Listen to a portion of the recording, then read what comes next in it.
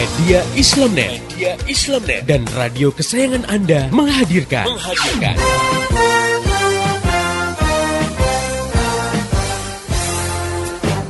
Voice of Islam. Saya pernah nonton satu acara televisi, di situ ada party, pesta-pesta di sebuah diskotik, lalu dibikin kuis. Cuman kuis itu syaratnya hanya boleh diikuti oleh pengunjung yang bawa alat kontrasepsi, alias kondom. Ternyata banyak yang bawa. Paling datang itu anak muda semua gitu kan. Kita ditanya, kenapa kamu bawa? Loh, kita kan nggak tahu apa yang terjadi setelah ini. Wow, jadi kan sudah sedia payung sebelum hujan gitu ya. Sedia kondom sebelum berzinah. Astagfirullahaladzim ya. Kenapa kok seperti terjadi? Karena karena kita sudah hidup di alam sekuler.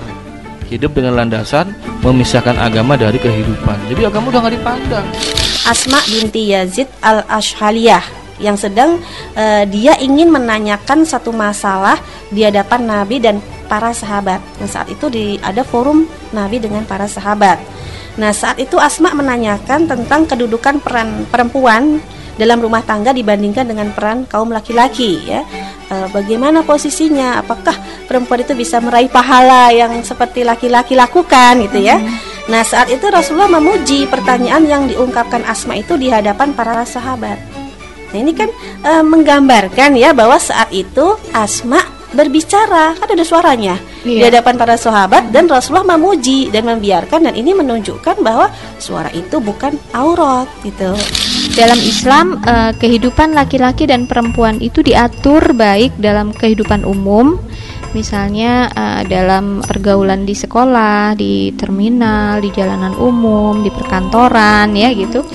Dan juga di dalam kehidupan khusus di dalam rumah. Jadi memang Islam sudah memberikan batasan-batasan di mana laki-laki dan perempuan itu di dalam bergaul, berkomunikasi itu memiliki aturan-aturan tertentu. Jadi bukan berarti dengan diatur dipisahkan gitu ya kehidupan laki dan perempuan, benar-benar laki perempuan tuh nggak boleh ngomong, nggak boleh ketemu gitu. Ada yang mungkin menganggap kejem banget Islam tuh ya, jadi kayak di karantina gitu laki dengan perempuan. Tidak demikian. Namun ini catatan pentingnya, bukan berarti diperbolehkan jadi segalanya jadi boleh gitu ya. Dalam persoalan yang bersifat pribadi, nah ini tidak boleh laki-laki dan perempuan yang bukan mahramnya itu menjalin hubungan khusus gitu ya tanpa disertai mahram.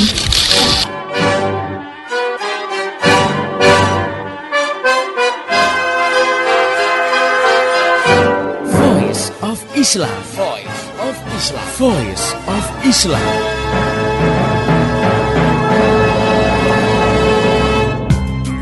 Halo Indonesia, Assalamualaikum warahmatullahi wabarakatuh. Gimana kabar Anda hari ini? Mudah-mudahan dalam kondisi sehat walafiat, lebih baik dari hari yang kemarin, dalam kondisi tetap sabar dan bertambah kesabarannya, tetap bersyukur kepada Allah dan bertambah kesyukurannya, baik untuk karunia yang besar maupun karunia sekecil apapun.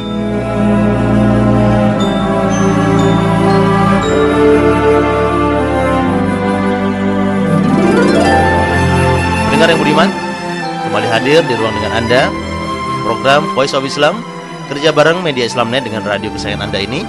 Dan kali ini dalam rubrik Kisah-Kisah Teladan, bersama saya Umar Abdullah sebagai naratornya dan Davi Erlangga sebagai penata musik dan lagunya. Pendengar yang budiman, sedih, itulah kata yang paling tepat untuk menggambarkan kondisi Indonesia. Negeri yang di abad ke-15 dan 16 menjadi negeri yang memegang kendali perekonomian dunia, saat ini menjadi negeri yang miskin. Saat itu Nusantara dikenal sebagai pusat rempah-rempah, sebuah komoditas yang mahal dan paling dicari bangsa Eropa. Selama 10 abad lebih, kesultanan-kesultanan Islam di Nusantara menerapkan syariat Islam. Pertanian, perkebunan dan perdagangan dikelola dan diayomi oleh sultan dan para bupatinya.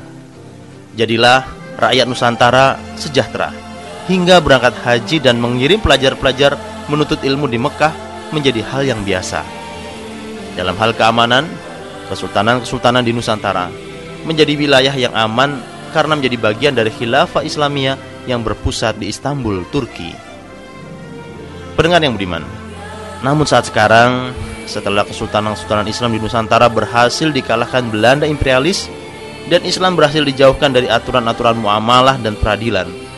Sedikit demi sedikit penduduk Nusantara buta bagaimana sistem ekonomi Islam, bagaimana sistem pemerintahan Islam, bagaimana sistem pergaulan pria dan wanita di dalam Islam, juga bagaimana sistem peradilan di dalam Islam yang selama ratusan tahun telah memakmurkan dan memberikan keadilan kepada seluruh rakyat di Nusantara ini, baik muslim maupun non-muslim.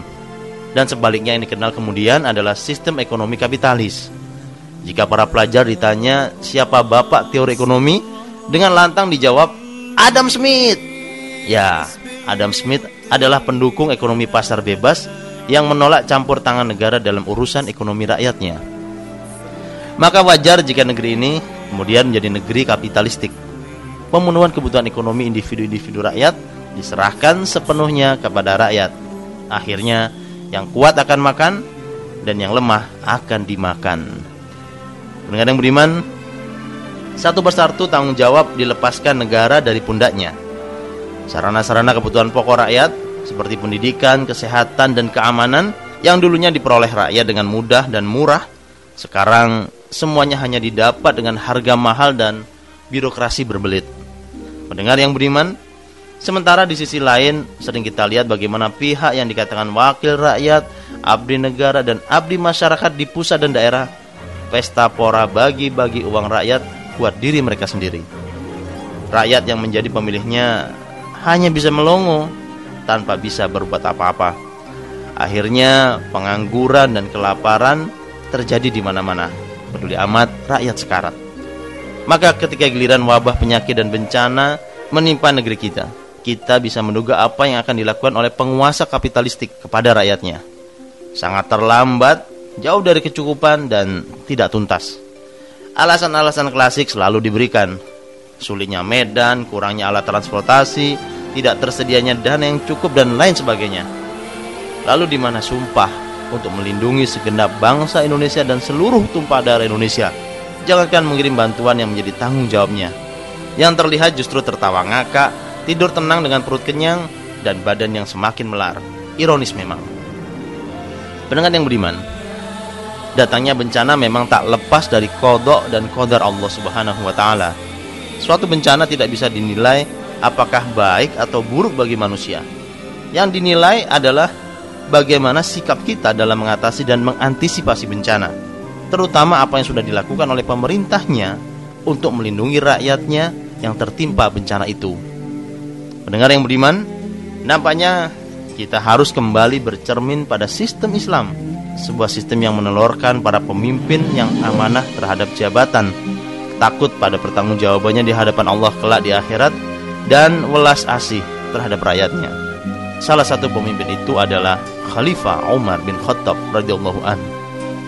Nah, pendengar beriman, bagaimana Khalifah Umar bin Khattab mengatasi bencana kelaparan yang menimpa rakyatnya saat itu? Beginilah kisahnya.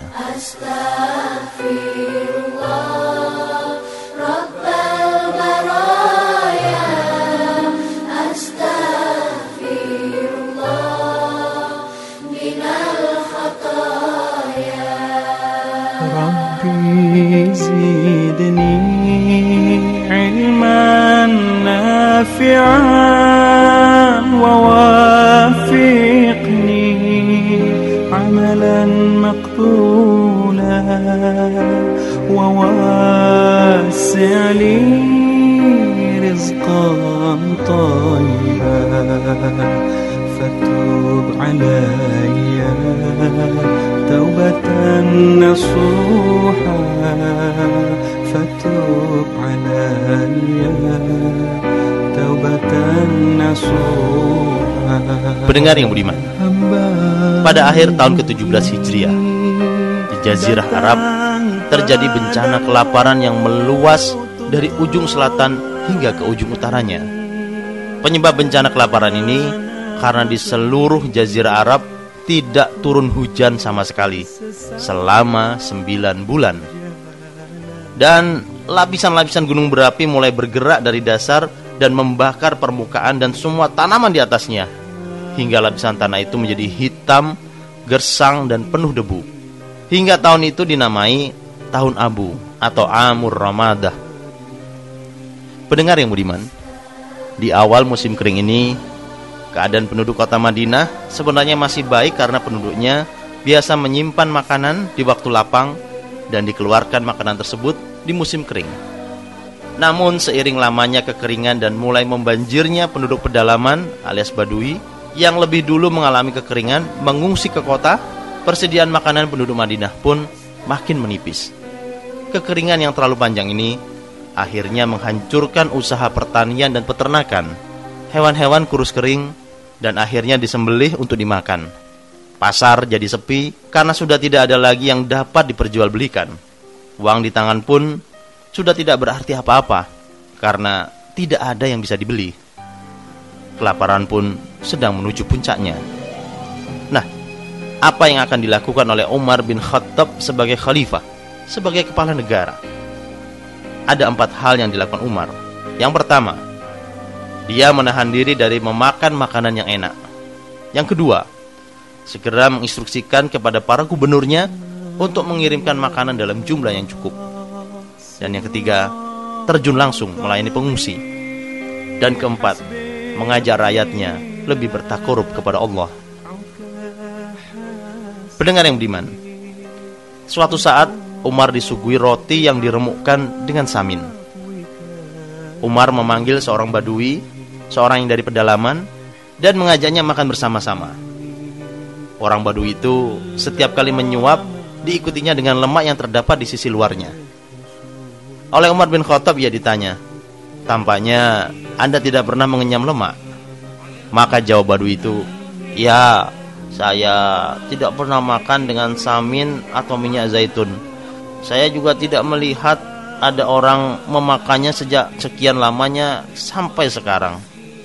Pendengar yang budiman, sejak itu Umar bin Khattab bersumpah untuk tidak lagi makan daging atau lemak samin sampai semua orang hidup normal kembali.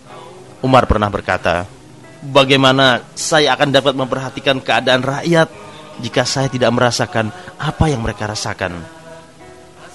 Pendengar yang budiman, alangkah agungnya kebijakan itu. Terlebih keluar dari seorang penguasa yang ketika itu segala harta milik Kisra Persia dan Kaisar Bizantium berada di dalam genggaman tangannya. Umar bin Khattab tetap bertahan dengan sumpahnya itu sampai dengan izin Allah hujan turun dan musim paclik berakhir.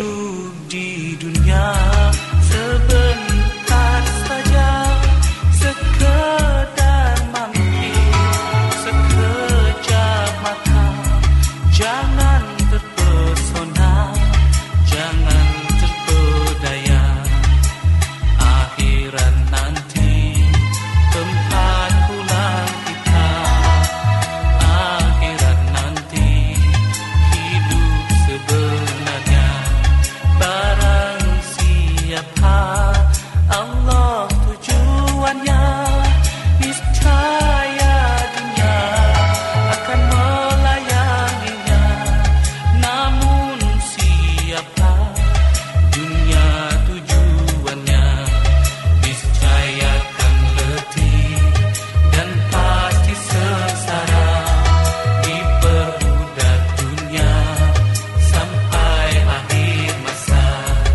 Astagfirullah Rabbal baroya. Astagfirullah minal khotoya. Astagfirullah Rabbal baroya. Astagfirullah minal khotoya. Pendengar yang budiman, hal kedua yang dilakukan Umar bin Khattab selaku kepala negara adalah segera mengirim surat kepada para gubernurnya di Irak dan Syam meminta pertolongan agar membantu penduduk di Jazirah Arab. Kepada gubernur Amr bin Al-Ash di Palestina, Umar bin Khattab berkata, "Salam sejahtera bagi Anda. Anda lihat kami akan binasa, sedang Anda dan rakyat Anda masih hidup. Kami sangat memerlukan pertolongan. Sekali lagi, pertolongan." Pendengar yang budiman, dalam jawabannya Amr bin Al-As mengatakan, "Segera akan saya kirimkan kepada Anda kafilah unta yang terdepan di tempat Anda dan yang terakhir di tempat saya. Surat serupa dikirimkan Umar kepada Muawiyah bin Abi Sufyan dan Abu Ubaidah bin Al-Jarrah di Syam, juga kepada Sa'ad bin Abi Waqqas di Irak. Mereka semua menjawab dengan jawaban yang mirip dengan jawaban Amr bin Al-As. Pendengar yang budiman, sesaat kemudian Abu Ubaidah bin Al-Jarrah mengirim 4.000 ekor unta penuh muatan. Dari Palestina, Amr bin Al-As mengirim makanan melalui darat dan laut. Dari darat mengirim 1.000 unta penuh muatan tepung, dan dari laut menggunakan 20 kapal penuh muatan tepung dan lemak.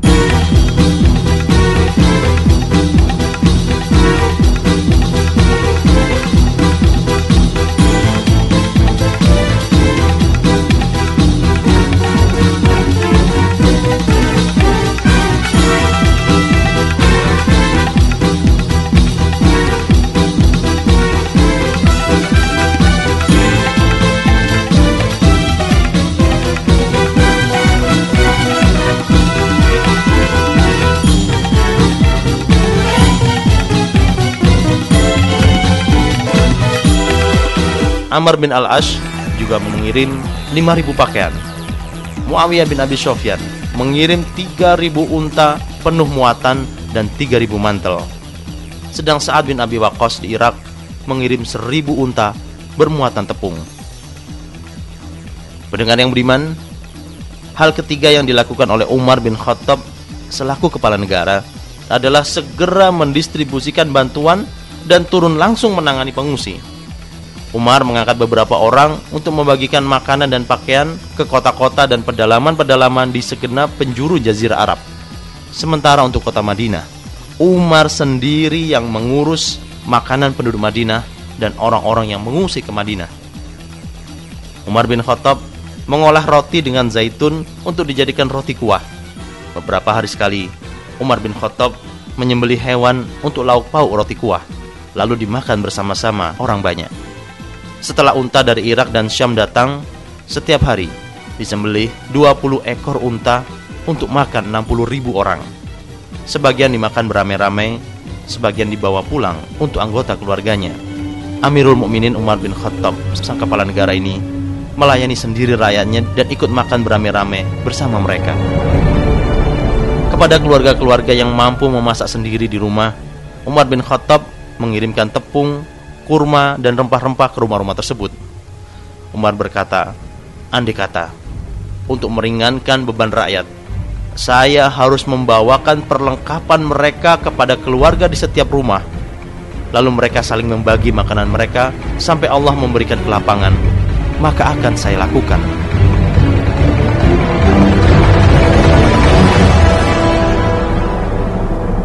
Dan hal yang keempat yang dilakukan oleh Umar bin Khattab sebagai kepala negara adalah mengajak rakyatnya lebih bertakarub kepada Allah dengan melakukan sholat istisqa. Dimintanya wakil-wakil rakyatnya sholat istisqa. Sesudah sampai di lapangan tempat sholat, Umar dan para wakil rakyat itu sholat dan berdoa kepada Allah. Umar bin Khattab menangis lama sekali. Begitu juga Abbas bin Abdul Muthalib, paman Nabi. Semua orang berdoa kepada Allah dengan khusyuk, hanya mengharap pertolongan Allah. Pendengar yang beriman, Allah mengabulkan doa orang-orang yang beriman itu dengan menurunkan hujan yang sangat lebat. Tanah jadi basah dan kehijauan mulai tampak. Umar bin Khattab segera memerintahkan kepada para pengungsi untuk pulang ke kampung halamannya dengan membekali mereka dengan makanan dan hadiah-hadiah yang diangkut dengan kendaraan sampai perkampungan mereka. Allahu Akbar.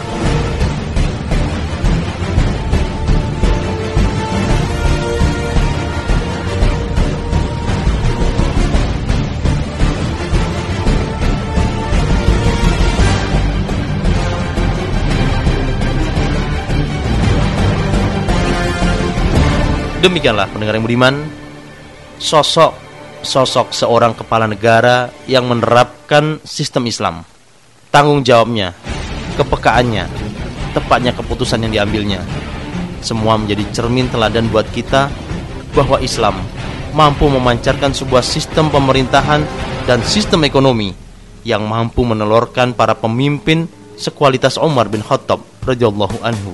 Semoga Allah meridhoinya. Sistem pemerintahan itu biasa dikenal dengan nama sistem khilafah. Dan semakin jelas buat kita bahwa sistem sekuler kapitalistik terbukti hanya menelurkan para pemimpin yang egois, yang hanya memikirkan bagaimana mempertahankan kekuasaannya, bukan menggunakan kekuasaannya untuk memelihara dan melindungi rakyatnya.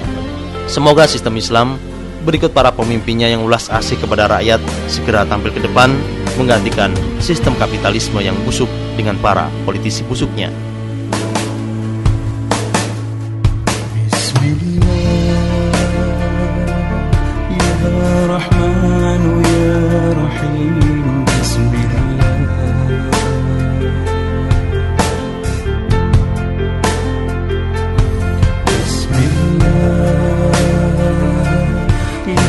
فتاح يا حليم بسم الله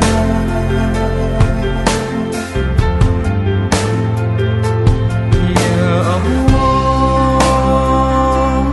يا منان يا كريم يا الله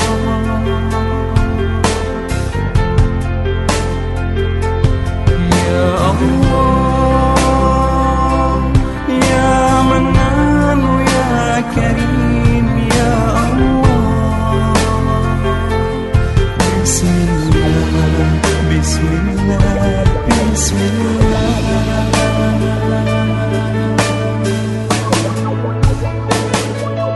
يا ربي sudilah pandang kami, terangi jalan gelap ini.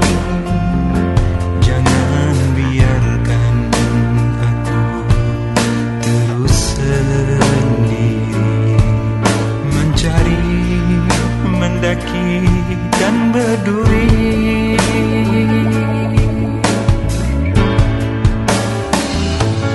Ya Rabbi, dengarlah doaku ya Rabbi.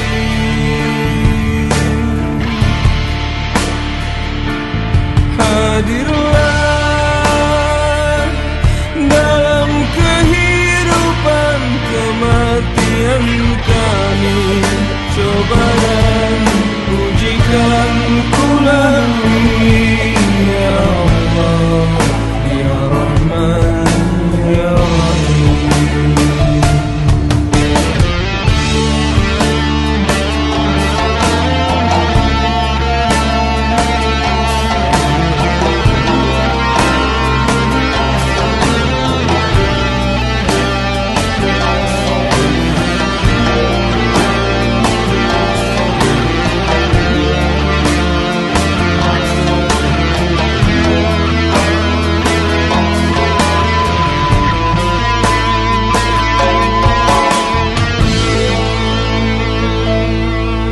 Ya Allah, yang mencerahkan pemikiran-pemikiran kami dengan Islam, yang memberikan jalan keluar persoalan-persoalan hidup kami dengan Islam, mudahkanlah kami mempelajari hukum-hukum-Mu.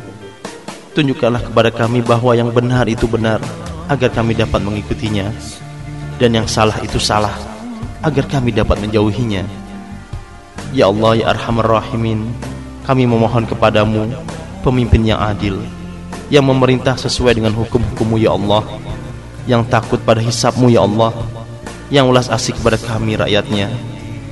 Ya Allah, tetapkanlah cinta kami pada hukum-hukum-Mu ya Allah, pada sistem Islam yang telah Engkau buatkan buat kami. Jangan Engkau biarkan keraguan-raguan mengikis keyakinan yang telah Engkau teguhkan pada diri kami.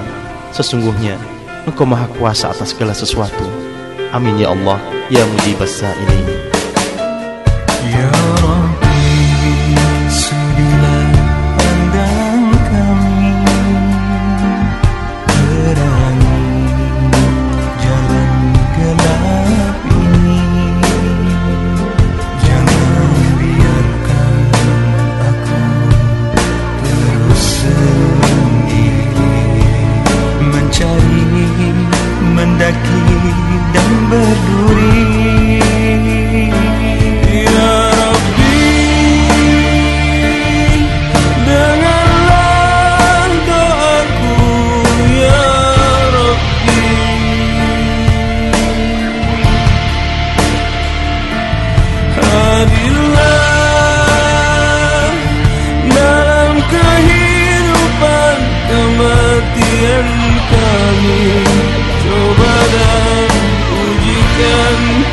malumin ya Allah ya Rahman ya Rahim.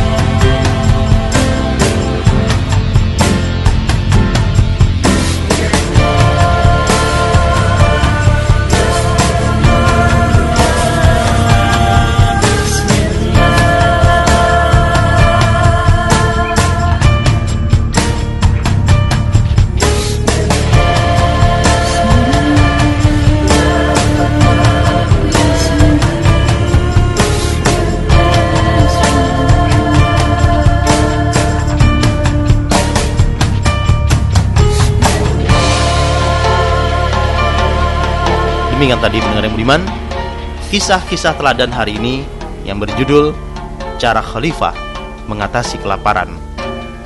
Oke, buat Anda yang punya kisah-kisah teladan yang bagus, silakan Anda kirim melalui surat ke radio kesayangan Anda ini, atau melalui email ke mediaislamnet@yahoo.com. Kritik, saran, dan masukan silakan SMS ke 0856 9492 4411. Untuk informasi lebih jauh tentang Voice of Islam, radio-radio di seluruh Indonesia yang menyiarkannya, topik-topik yang akan dibahas, juga info-info lainnya, silakan klik di www.gaulislam.com. Saya Umar Abdullah sebagai narator kisah-kisah teladan, dan Dafir Langga sebagai penata suara dan lagunya, dan seluruh kerabat kerja yang bertugas mengucapkan terima kasih buat pendengar yang budiman yang telah setia mengikuti acara ini. Pesan saya, sampaikan apa yang Anda peroleh dari acara ini kepada yang lain, agar rahmat Islam bisa segera tersebar luas, termasuk di kota Anda yang tercinta ini. Mari menimbang masalah dengan syariah. Assalamualaikum warahmatullahi wabarakatuh.